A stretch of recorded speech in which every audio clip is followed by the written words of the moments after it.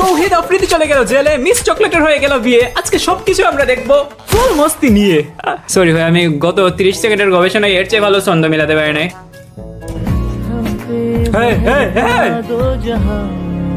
Miss চকলেটের বিয়ে হয়ে গেল ভাই, এই মেয়েকে আবার বিয়ে করলো গে? আই মিন কংগ্রাচুলেশনস, বাট ও কি বিয়ে একটাই করছে? মানে ওর তো আবার ডাবল ডাবল পছন্দ। ও ভাই, ওর আগের বয়ফ্রেন্ড রেস্টুরেন্টের বিল দিতে পারে না দেখে ওর বয়ফ্রেন্ডের সাথে ও ব্রেকআপই করে ফেলছিল। তো বিয়ে নিশ্চয়ই বড় লোক দেখে ভুড়িওয়ালা কোনো কাকু বিয়ে করবে। হেই, একটা যুবক ছেলে মিস চকলেটের মতো মেয়েকে বিয়ে করলো ভাই, মেনে নিতে পারছি না আমি। এটা কি দেখে ফেললাম ভাই? এখন বাজে রাত 3টা। মিস চকলেট এই ভিডিওটা এখনই পোস্ট করছে, এখনই। ওরা কি ভাই সেক্স করার টাইমে বিরতি নিছে যে অর্ধেক করলাম, ভিডিওটা পোস্ট করিনি, তারপরে বাকি অর্ধেক করবনি, এভাবে কি করছে? আমি জানি না ভাই, কি বলছি ভাই আমি এগুলো। আমি শিওর ভাই ওর বয়ফ্রেন্ড কাল সকালে এসে আমাকে গেলাবে। ঠিকই শুনছো, আমি বয়ফ্রেন্ডই বললাম। মানে মিস চকলেট বিয়ের পরেও যে সে 2-3টা বয়ফ্রেন্ড রাখবে না এই বিষয়ে আমি শিওর না। কি দেখবো ভাই আমি এখানে? দেখাচ্ছে তো পাছা পাছা 2,43,000 লাইক ভাই। পাছা দেখাইলে এত লাইক আসে? হ্যালো গাইজ, এই দেখো আমার পাছা সেক্সি বাজা ভাই, প্লিজ লাইক এন্ড সাবস্ক্রাইব। ব্যবসার জিনিস ফ্রিতে দেখাইলাম, এবার তো সাবস্ক্রাইব করো। নাম্বারটি ব্যস্ত আছে, the number is busy now.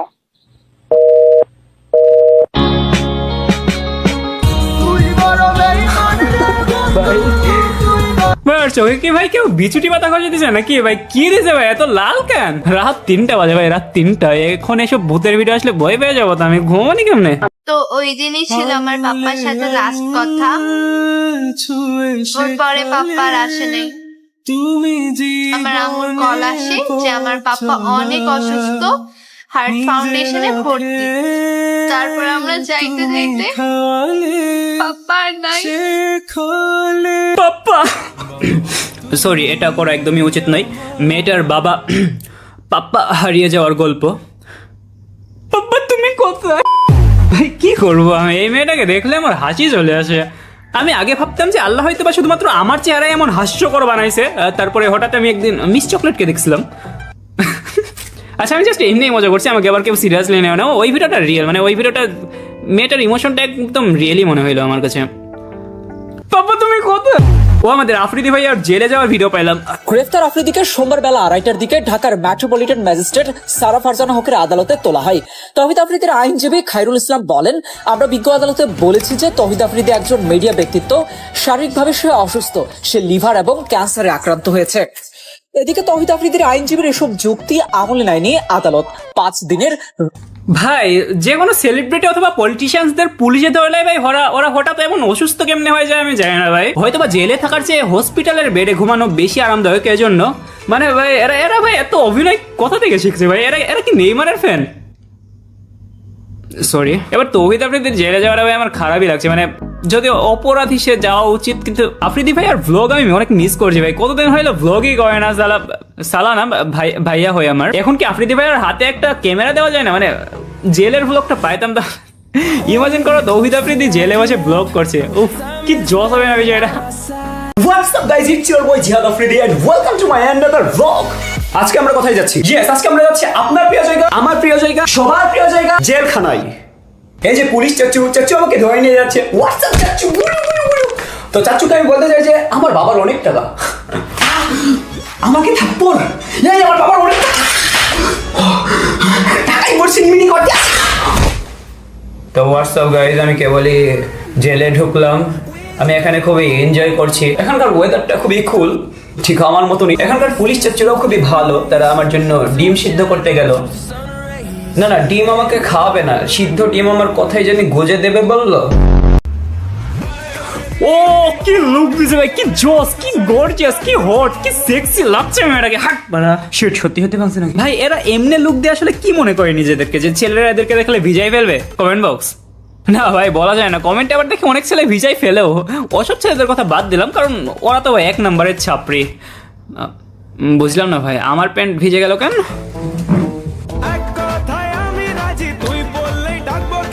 ভাই তুমি শুধু এই ভিডিওর ক্যাপশনটা পড়ো ভাই, যারা বলো বড়লোক দেখে আমি রিলেশনে গেছি, প্রত্যেকবার কি গরিব ছোট লোক দেখে ডেট করে নিজের টাকা ওয়েস্ট করবো? ভাই, এটা কি ভাই? তো তোমরা যারা যারা গরিব আছো, শোনো তোমাদেরকেই বলছি। কি তুমি গরিব?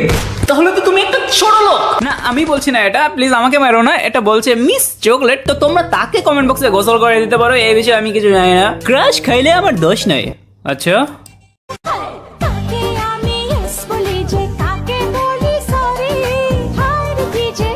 ভাই ডানা কাটা পরি গান লাগায় কি ওর নিজের পরিমণি মনে করছে?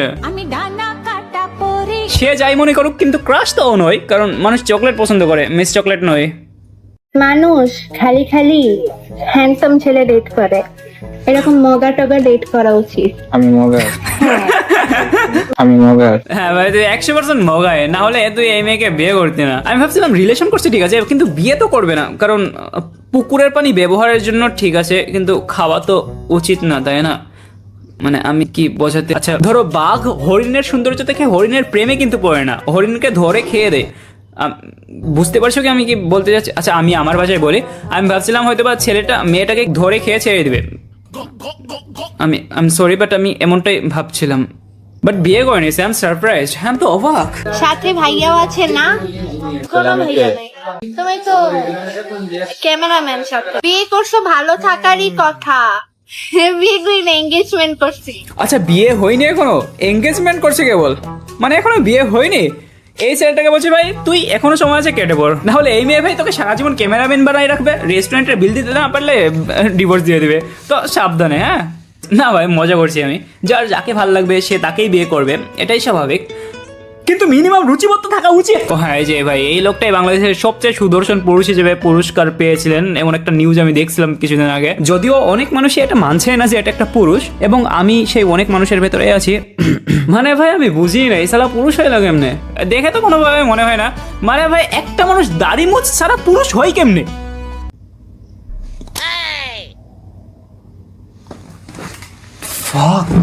এটা তো আগে ভেবেই দেখিনি। আপনারা কি দাবি নিয়ে এখানে দাঁড়াইছেন? আমাদের দাবি হলো, সেরকম আমি বলতে পারি না, দুঃখিত ভাই। আপনারা শাহবাগের সড়ক অবরোধ করে দাঁড়িয়ে আছেন, অথচ আপনারা জানেন না। ওদের একটাই অধিকার ভাই, ওরা কলার সাথে 2টা সিঙ্গারাও চাই। ওয়ে ভাই, ভাই বিশ্বাস করবে না আমার সাথে এখনই কি হইলো। আমার পোস্টে একজন লাভ রিঅ্যাক্ট দিয়েছে।